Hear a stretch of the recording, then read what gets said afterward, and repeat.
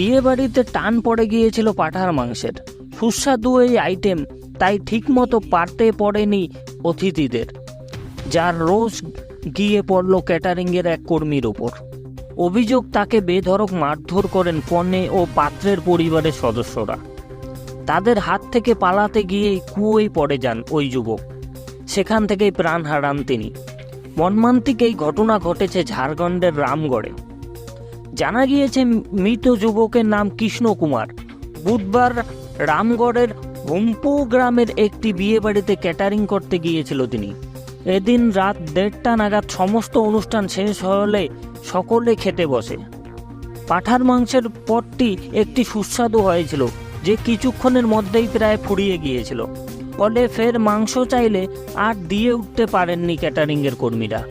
কম পরিমাণের কারণে কৃষ্ণ অতিথিদের পাঁঠার মাংস দিতে পারেনি, সেই নিয়ে গন্ডগোল বাধে। পুলিশ সূত্রে খবর, মাংস না পেয়ে ক্ষুব্ধ অতিথিরা বেধড়ক মারধর করেন কৃষ্ণকে। তখনই সেখান থেকে পালাতে গিয়ে কুয়োয় পড়ে যায় 22 বছরের ওই যুবক।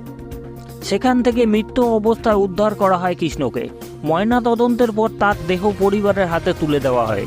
এই ঘটনায় বৃহস্পতিবার কন্যার বাবা ও বিয়ের অনুষ্ঠানের সঞ্চালক ও পাত্রের পরিবারের বিরুদ্ধে একটি এফআইআর দায়ের করা হয়। ঘটনার তদন্ত শুরু করেছে পুলিশ।